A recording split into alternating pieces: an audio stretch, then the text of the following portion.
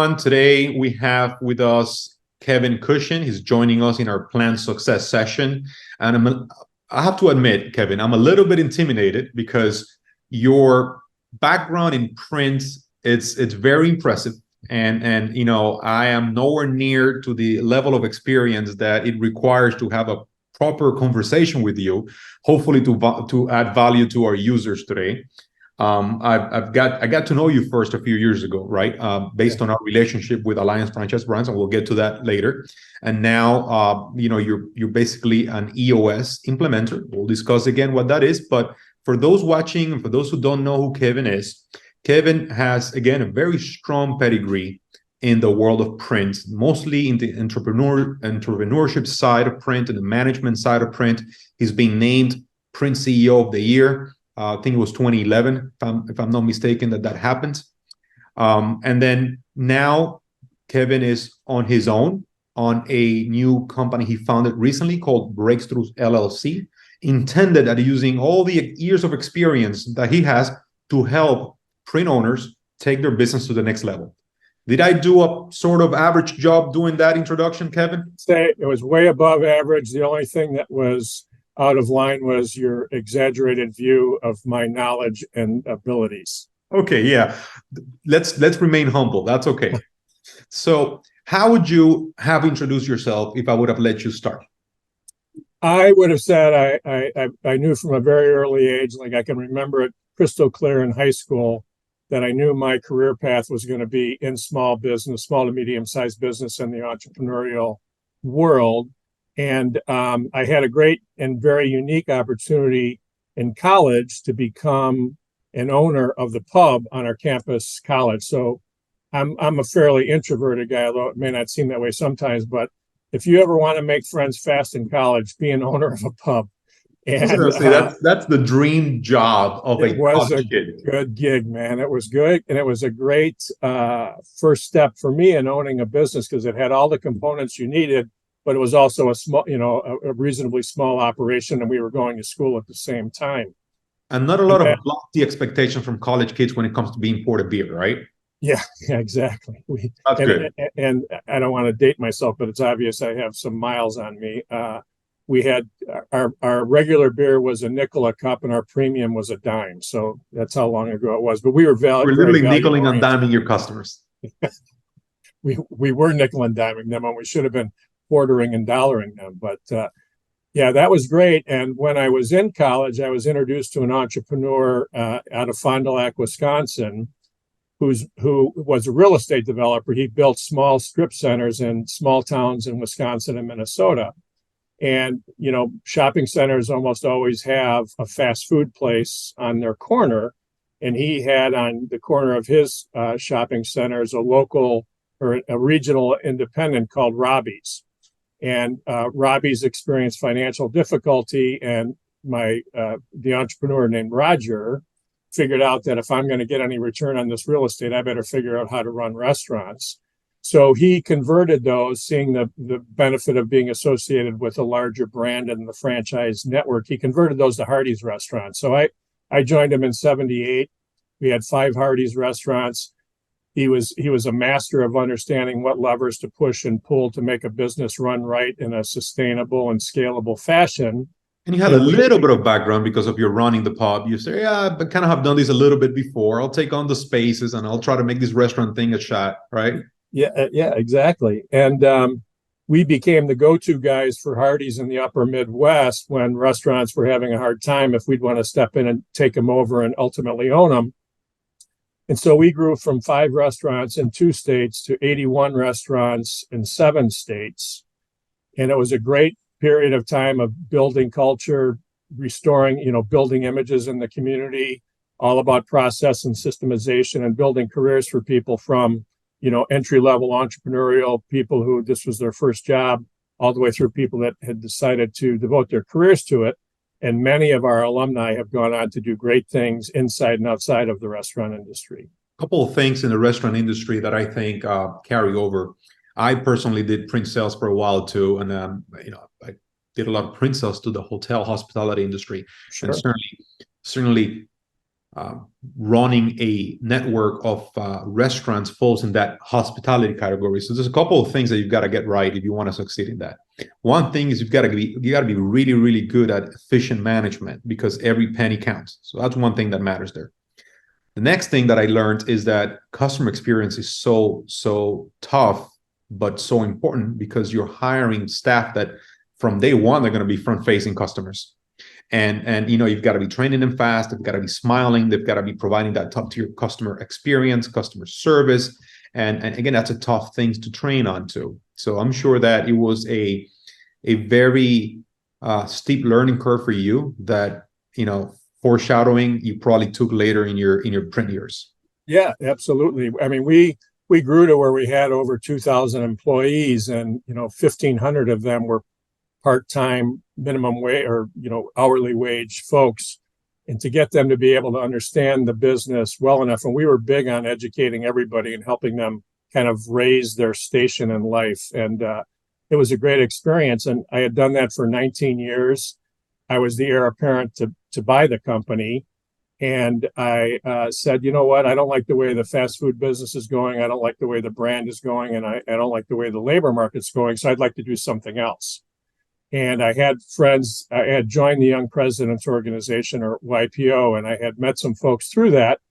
And one of them was an Alpha Graphics franchisee, and he taught me about the business. And the more I talked to different owners and learned about the business, I thought I'd really like to do that. So in 95, we moved from Salt Lake City to Minneapolis, St. Paul, which I had no roots in, to open a business I knew nothing about, with my wife and 4 kids. And I can remember those nights laying on the bed, jarred awake in the middle of the night, staring at the ceiling, like, what if this doesn't work out? But I knew I was good at building teams. I know nobody was going to outwork me, and I was pretty confident I could learn what I needed to learn. And as it turned out, it worked out very well. You did all right. And you mentioned sales, print sales before, Lemay, and I had never sold anything. And now all of a sudden I'm a reluctant rainmaker for my business, because, you're the guy, you have to pay the bills out of the business. With you.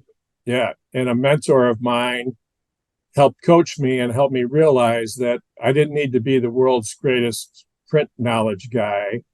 People wanted to have a relationship with the owner, and nobody could open doors for a small and medium-sized business like an owner could. And once I shifted my mental model that way and committed to that, and got away from all the busy work that you can do all day in a print shop and really never get anything done, because there's no end to all the crap you could pay attention to, but you need to focus on the things that move the needle on your business.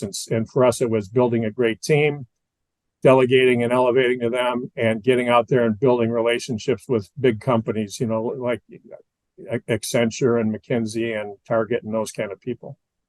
So we'll spend the last part of our discussion. I'll specifically ask you some scenarios that I've seen our customers, PlanProphet customers, ask us, right? And sure. I want to hear what you would recommend to them on those scenarios. So you went from running a pub in college, nickel and diming your customers, to then going into running 80 or so restaurants, thousands of employees as part of that ecosystem that you were responsible for. And then one day you woke up and you said, I've had it with the fast food restaurant chains. I've had it with I'm just going to go on my own. I want to be a franchisee of what was then, a great opportunity in the Twin Cities, right? Yep. And moved your family there, and you started from scratch again.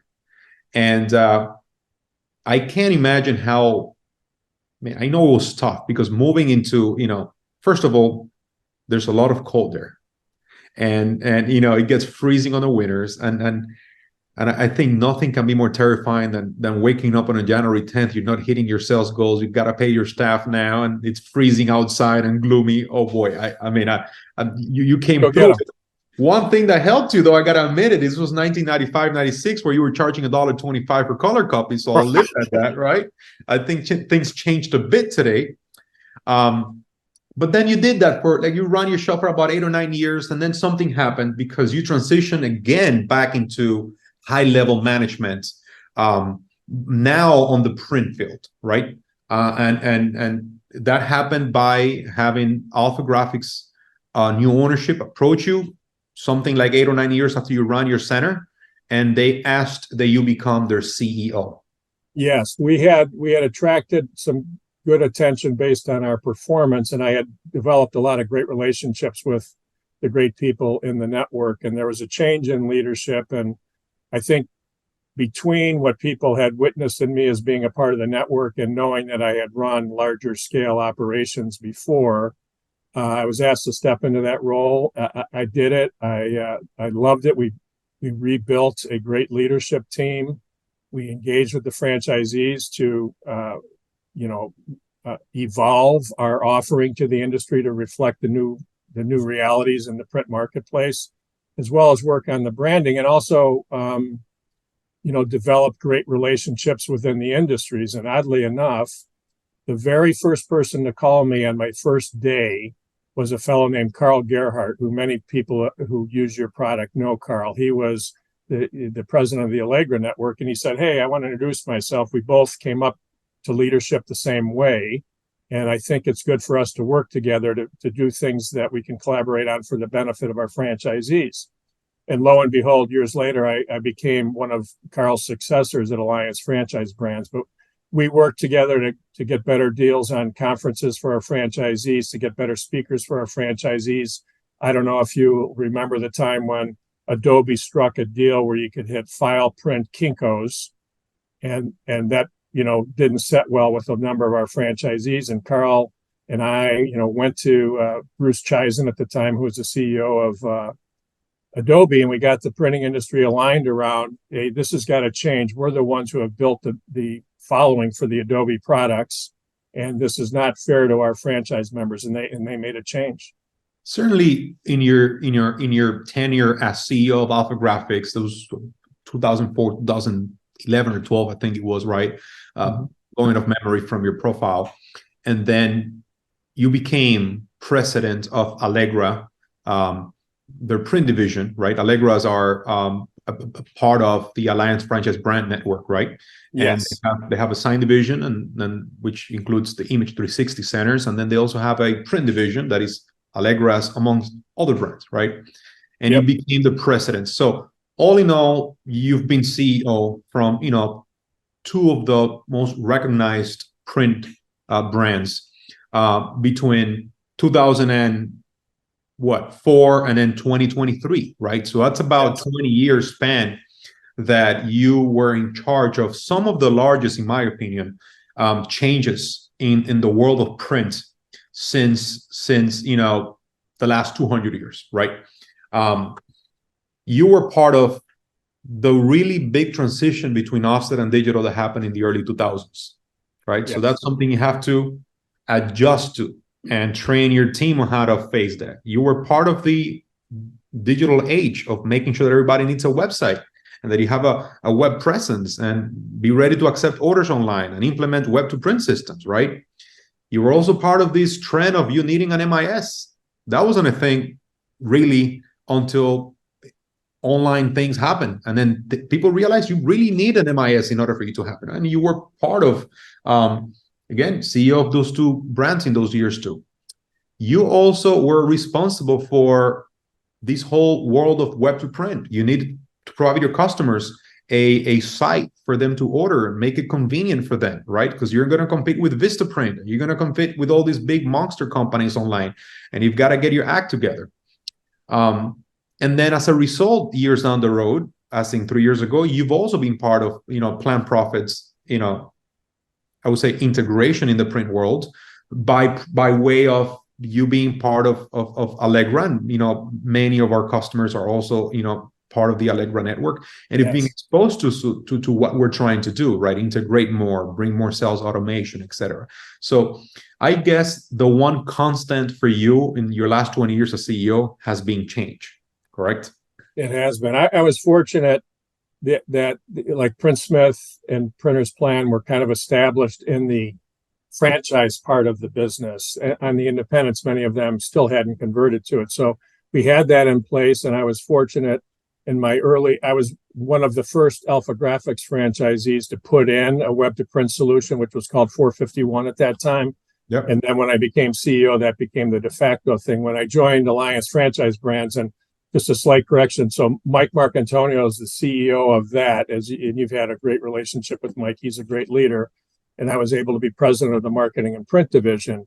And Alliance had already established a web to print solution through Presaro, which worked very well. And we just pounded the heck out of the importance of web to print, not only because it's important in the marketplace, but it streamlines operations, much like PlanProphet does. So I'm going to go ahead and take a pause, and I want to go ahead and have a breather, because it was a lot of history, boy. And I'm going to start speaking to you now about EOS. I've heard about EOS, if I have to admit it, Kevin, for a good 7-8 years now. I've been hearing about EOS. I've been ignoring the heck out of EOS because I haven't had the time to learn more about it. Let's say a few months ago, maybe 10 months ago, I grabbed a small version of a book that speaks about EOS, and I just grabbed it from the business section on my phone's app. I like reading and downloading free stuff that they provide, and one of the free stuff was learn about EOS, and I downloaded it and I read it. And then I guess what I took from EOS, and EOS stands for Entrepreneurial Operating System, as you could see in the little logo on top of Kevin. What I took from it is that it brings structure to growth. I struggle with that myself. We all founders, all entrepreneurs, doesn't matter if you're running a print shop or you're running a restaurant or a tech company. I guess we struggle with priorities. We struggle with how to handle growth in a way that's efficient, and how to maintain sanity. And that short read just helped me clarify a lot. Fast forward 3 or 4 months later, I read on LinkedIn that you're no longer part of Alliance Franchise Brands, and that you had a very amicable departure, again, many years together, and that you decided to basically found this company called Breakthroughs LLC. And I read that your focus is basically EOS entrepreneur. So what I want to ask you now is, in a way that's I understand it today a lot better than 10 months ago. Sure. But a lot of the people watching have absolutely no idea what the EOS is, absolutely no idea why you would want to create a company to speak to people about EOS. And I want you to, in your own language, what is EOS? How are you related with EOS? And what's in it for a print user on EOS? Well, I think the best place would be when I saw the need for EOS. When I came back to my centers in 2013, 14, we had lost our operating edge. I mean, I'm a pretty solid operator in terms of systems, and our wheels were wobbly. And I was having lunch one day with a friend here in the Twin Cities, and he asked how things are going. And I said to him what I just said to you. And he said, "Hey, have you ever heard of Traction and the Entrepreneurial Operating System?" And I was like you at that time, Lemay. I said, "Well, I've seen the book in airports, but I've not read it." And he told me about it. And he said, "Hey, they're having a seminar next week. Why don't you come with me?" So that's in like September of 2014. And I was really intrigued. And because I knew I was going to sell my business, I put my focus into selling my businesses, because I was going to join. I ultimately joined Alliance Franchise Brands. And when I got there, and it's a great group of people, great leadership, super ambitious, intelligent, well-intended, good people. And we really had a lot of goals. And I had a good experience learning about EOS. And I talked to the team and said, "Hey, I've learned about the Entrepreneurial Operating System. I think it might be helpful to us. Would you like to learn more?" And everybody was on board. And I contacted EOS to express our interest in learning more. And Gino Wickman's the fellow who wrote Traction. And then his co-founder of EOS, his name is Don Tinney. Well, Don he's the guy who responded to our inquiry and became our implementer. So we had one of the co-creators of EOS be the guy who was helping us implement it at EOS. And just to put a side note on that, an implementer is somebody that has been for lack of better words, validated by the EOS network to basically know what they're talking about. Right? Yeah, exactly. And to be able to grab the concept of Traction's EOS and use those tools effectively and transport them into an organization to effectively leverage the power of EOS. Is that correct? Yeah, that's very well said. So just like any of the franchise networks that you deal with, everything's about scalability. So with EOS, we have a very systematic method of working with businesses, and you have to work within that model, so that if you're an EOS implementer, I'm going to do it very similarly to someone in Georgia or someone in California. Right. And Don was a great person. He really helped us. We implemented it across, I think, 5 companies, including our commercial print operation and our commercial sign operation, as well as at a corporate level. Yes. At Franchise Brands. So basically, you ran the corporate level division of Alliance Franchise Brands. You introduced EOS to it.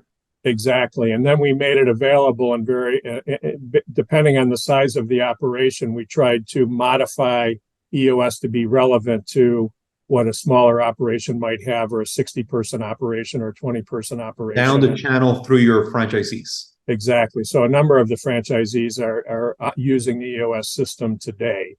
And, we experienced the pandemic. We had record years after record year right through the pandemic. It was very impactful on employee engagement, which, during a time when it's hard to get help and hard to find help, keeping your team members engaged is critical. And EOS is great at spreading the word of what your company's about, what you're seeking to achieve, and how you're going to get there, and how everybody in the organization plays a role. So the system is meant to get your business stronger at 3 things that we call vision. So where you're going and how you're going to get there. Traction, by instilling a discipline of execution and accountability throughout the business, from top to bottom. And then team health, by getting the right people in the right seats. And, I had a saying that I had painted on my office wall of do great work and laugh a lot. And that's really what it's about, getting people aligned behind a vision, getting them to be committing to things and be accountable for them, and be with a group of people you really enjoy doing this with. I mean, your organization has that same vibe, I'm sure. So let me try to rephrase some of that just to get it right in my mind. All right. EOS is this network that has a foundational philosophy on what needs to happen, or what should happen, what procedures should take place, how often should you review those procedures, in order for you to have your best shot at a structured growth, structured success. So that's pretty much EOS. It's a set of principles to better run a business. At the same time, this organization called EOS also allows for independent consultants that they call implementers. And I know there are different levels of implementers, but there's this opportunity for people like you that take a keen interest in that specific philosophy of growth, that they can go to college and get a PhD degree if you would. It's not really college, but they sort of super train you. I'm sure there's processes that you have to follow to get certified by them. And then there's, what would you say, hundreds of EOS implementers today in the US? Yes, but there are 7. Well, there are about 700 around the world, and about 625 of them or so are in the United States. And there's 190,000 companies implementing EOS. It's big. And I know there's, I'm not going to name drop here, but I know a lot of the big Fortune 500 companies are big believers of this method of running a shop. I would then argue that you could grab Traction as a book as today. If you're watching this today, you could read it and you could try to give it a go yourself. There's nothing wrong with that. You don't have to pay anything for that. But as if with anything in life, it goes a long way if you get assistance, if you get a consultant to grab your hand, especially if that consultant is not one of the 600 de facto consultants that have experience in business, period. If you could grab an EOS consultant that has 20 years as CEO of running, some of the most recognized brands in print, and they've learned a lot and they've made a lot of mistakes, right, along the way that you could leverage. And then that person is also an EOS implementer that's available for you to consult with. I think that's the reason why our team felt that you should be one of the keynote speakers for our next summit coming up in January, because one of the themes that are that our users constantly strive for in PlanProphet. PlanProphet is all about structure tools. It's all about automating growth, stabilizing sales processes. And, as a byproduct of that, we're always end up having discussions about methods of best practices. What should I do to get from level A to level B? We have tons of customers of ours that are at a specific level and they don't go up or down for years. Let's say they're at 1.5 million and they've been at 1.5 million for the last 10 years. And that's it. They're pretty stable product.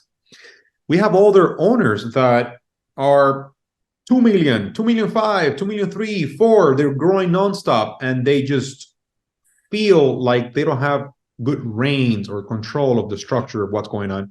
At the same time, we have owners that are doing 7, 8, 9 million and the business is going down and they don't know why that's happening and they want to make sure that they do something about it before it.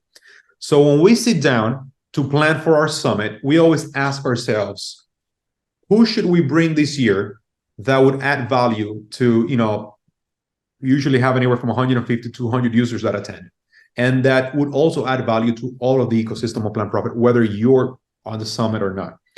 And we definitely wanted somebody this year that had a background in operations and in structure, because last year we had a lot of questions about operations and structure, and none of the people present, including me, have anything to do with that. So we always said, we'll send you somebody again. So we're thrilled this year that you've accepted our invitation to be, a keynote speaker. You're gonna, bring up the EOS product again. So what I'll do next is I'll ask you, just for fun, 2 or 3 scenarios that I see every single day our owners go to, PlanProphet owners. Sure. And I want you to give me a minute explanation on what you would do if you were in their shoes. And EOS could be part of it, right? But I'm curious as to how your brain works. So I want to go ahead You're assuming it works. Okay. Yeah, it should work, right? It should work. We're hoping that it still does, right, Kevin? So scenario 1, this is a very, very common scenario, right? Scenario 1 is an independent print shop. Let's say this independent print shop is doing $2.3 million this year. They did 1.7 last year. They did 1.4 the year before. They're growing pretty rapidly. They don't have any sales reps, 0 sales reps. It's all organic. They maybe acquired another print shop that was local. They got lucky with the center. They've got, I don't know, they're doing $2 million this year, and they have 18 or 16 employees working there.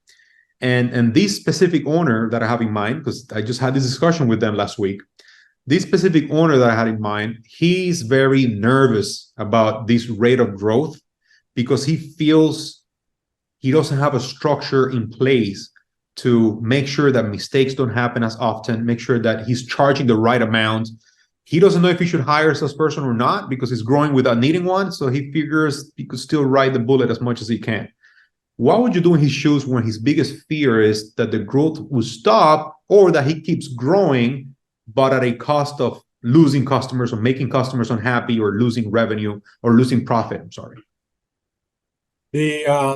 That's a great example, Lemay.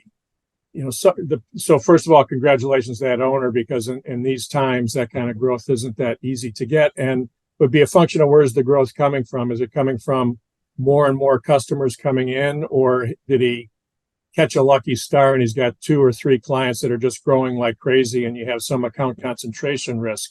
But if we were to say the structure of the growth is healthy, meaning it's not all one customer, it's nicely spread, and that you're really about how do we ensure that we continue to deliver for these customers, onboard them properly, not get into a cash flow crunch, etc. I think you'd want to be meeting regularly. First of all, you'd want to make sure you've got the right people on your team, because if you have any folks that aren't contributing to the fabric of your culture, they're making it harder every time to continue to grow that business, because $2 million, it's a lot harder to handle if you don't have the right people on your team than 1.2 million does. So you want to ensure you're building off of a great foundation. The great foundation is people. Then you want to be sure that everybody knows where you're going and how you plan to get there, and to be establishing a good scorecard so you've got leading indicators on Are some of these big customers not as active as they were before? Is there anything we need to jump on? And have a regular cadence of meetings with good structure. So the busier you get, if some people have, sticky notes as their system, other people write on the back of an envelope and that's their system. The bigger you get, and as your team grows, and hopefully as the ownership wants to be able to live a better life and not be as consumed by the business, you're going to want to have some structure and systems in place so everybody's speaking the same language, everybody knows where you're going, and you act according to your values and what your plan is for the business. That's it's a different way of looking at it. See, in my mind, I would have gone in there and said, sure, hire a salesperson, sure, go ahead and have daily meetings, but you're taking it a step further. You're saying, let's just take a breather. Let's identify all the people that are working with you, and let's identify their roles and what they're doing and what they're adding value or not. And let's pretty much treat these problem inside out and then see what comes out of it at the other end. So that's I guess, and that's part of, by the way, of the EOS process as well, right? A lot of it is. Yep. And some of it's just, years of experience. And I remember driving into my business one morning at 5 a.m. because I'm an early start guy. And I mean, I can literally, this feels like it's yesterday, Lemay. I said, owning my own business was supposed to be a great opportunity in the American dream. Why does it feel like a prison sentence some days? And it's just because the business is running you instead of you running the business. It's all dependent on you, and you feel so much weight in your shoulder. We've all felt that. I feel that some days today, right? So it is. I guess it's an unavoidable process, but the more you're aware, the more you could do things about it. All right. Second scenario, again, another very, very common scenario that affects all these scenarios that I'm dropping at you are mostly about management and sustaining growth, not about marketing or sales, right? The other scenario that we hear a lot is, I'm doing great in my business. We're selling $3 million a year. We're selling $1 million a year. We're doing great. The problem that I have is that my business is too dependent on this one person. And I'm going to put a blank there. That one person may be one salesperson that 50% of your sales depend on that one person. That one person may be a pre-press person that literally runs your entire production. That one person may be a manager in your shop. And you feel like, although you're doing great because you're selling a good number, your business is really not yours. You wake up every day in fear that if you piss off that one person too much, you're just not going to have a business anymore. What would your answer be to that owner? And the owner, I'm sure, is watching, because this owner that had asked me this question, it's one of our most avid users on PlanProphet. We meet very frequently and talk about things that have nothing to do with PlanProphet, right? So this is one of the questions, one of the issues that they're dealing with today. What would you say to them? Free advice for that person watching, by the way. Amen, brother. Yeah, I have been in those shoes. You have, your press operators who are quirky and temperamental, and you're like, oh my God, I can't correct them because if they leave, I'm screwed. Or the sales rep, and I had a great example of one that was, generating 40% of my sales, but was kind of coasting, and the rest of the team saw that. So that was eroding the culture of our business, and I ultimately had to make a change there. But before you do that, you have to look and say, or on the sales front, the same mentor of mine that made me go from a reluctant rainmaker to a productive rainmaker said, you need to bulletproof your accounts. You as the owner need to know the person above your customer and to the side. So when they're on vacation, or if there's a personnel change, everybody knows you're their guy. And the same thing I would counsel the owner with the sales rep that's temperamental or might leave. You need to know their customers, and they need to know that they could be as comfortable calling you as they are that rep. Because, so many of us have always been we're riding high, but we're one person away from disaster, right? That person leaves or they move to a competitor. So that's my ownership experience. And the EOS front, the tack we would take on that is to go through a SWOT analysis and then look at what we call the accountability chart and say, hey, where are we vulnerable or at risk here? And how can we start to manage the responsibilities of people in the business to reduce our risk? And ultimately, if God forbid there's a change in the person, we're still in pretty good shape. Okay, that was a pretty solid answer as well. And I like the sound of that, of making sure that through a SWOT analysis, you're identifying your threats in that part of the process, and you do something about it rather than just sit and wait until that threat becomes a reality. Lemay, was that like a 4-star answer, 4.5-star answer? What would you give? What kind I'm giving you a solid 4 to 4.5 on all these answers, right? I'm sure if I want the 5-star, I've got to pay you, but I'll leave it at that, right? No, help first is what we're all about. That's true. Let's go ahead and give you one final scenario. And again, this is one more real scenario. We have a PlanProphet user that it's one of our top 10 volume wise, and let's just say their volume is exceeds $50 million a year. It's 100+ employee organization, very long tenured, and the owner is thinking about retirement, and the owner, he's told me about it. He's told maybe 1 or 2 of his managers about it, and he wants it to happen in the next 2 years. It's of that age that he just doesn't want to run such a big organization anymore. And the owner reached out to me. This was maybe 4 months ago, and he wants to use PlanProphet as a way to just stabilize processes for sales, for accounting, for best practices, because in his eyes, it'll make his product more sustainable for the next owner coming in, right? Because if you want to take care of such a large shop, you want to make sure that this process is in place. The issue that he's dealing with is not a technology one, but he's too involved in the day-to-day operation of the business still today. He, for example, is the sales manager of the shop. He's the one that is present every Friday on sales meetings. He's involved also in production management meetings because he wants to get involved. So throughout the years, obviously, he has done something right because he's gotten to the level that he's gotten sales-wise. Right. A lot of our customers are at that level, I can tell you that for sure. But at the same time, I think, and I've told him that, so if he's watching, he'll know that I'm not saying anything behind his back. I think he's a huge micromanager, and he has troubles with losing control or delegating too much. And the concern he has is that the next owner coming in, somebody wants to acquire him, and there's not a lot of people that can afford to acquire a 50 million shop, and the ones that are, they ask a lot of tough questions.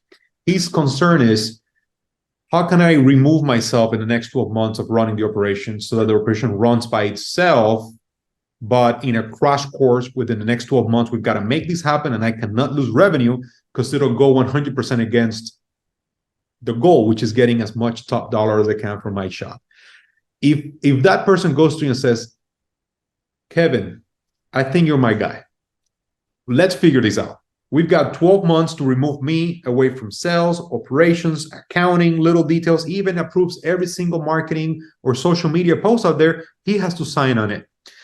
So what would your advice be to this center that has 100+ employees in order for him to be able to sell it in 12 months and remove himself from the operation? That's a great scenario. And we know that with the aging of the generation of owners we have today, this isn't an uncommon issue. And as our industry fights to find people coming into the business that we can hire and train, we also want to be finding folks that find this a great investment and a career for them to become the successive owners of these people. So you and I both know that businesses that can prove that they've got a solid e-commerce platform and are doing a lot of business through that, that's a tick in the good box, right? Of that's going to add value to the business.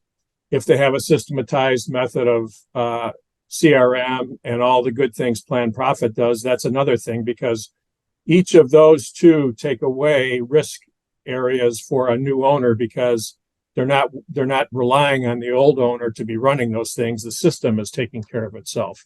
So then we look at the rest of the business that the owner is in, and that owner I'd counsel them that there's a concept called let go of the vine, that if a buyer sees that you're chief cook and bottle washer in 7 different key areas of the business, they're probably not going to want to do the same kind of live the same kind of life you are.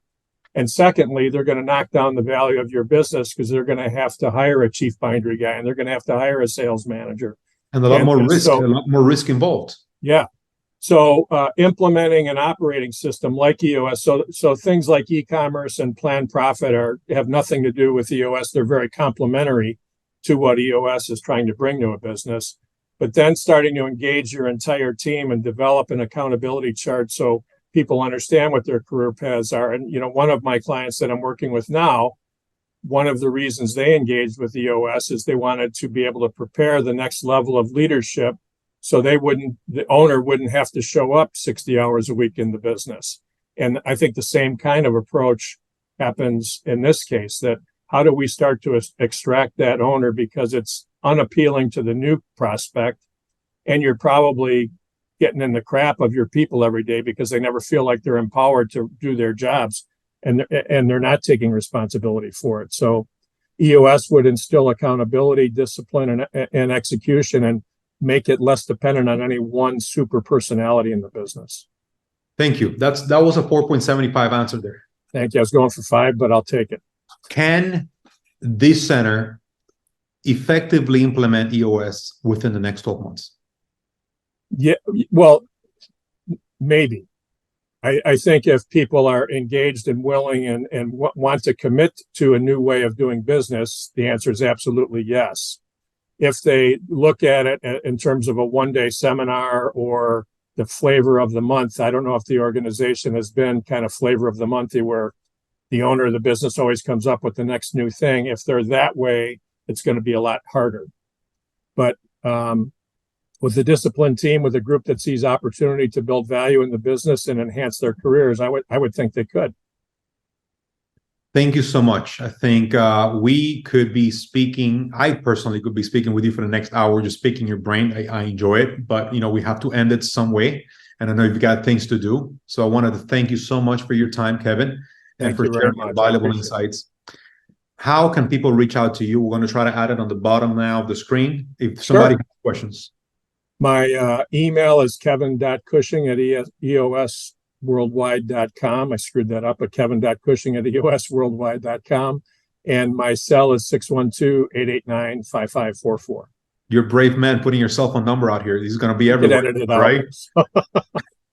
All right. So thank you so much for everything. I look forward to seeing you in January 25th and 26th in Miami, Florida for a summit. And then for those of you watching, hopefully you enjoyed this session and you learned a little bit about it as much as I have. Look forward to the next one. Take care. Thanks. Bye-bye.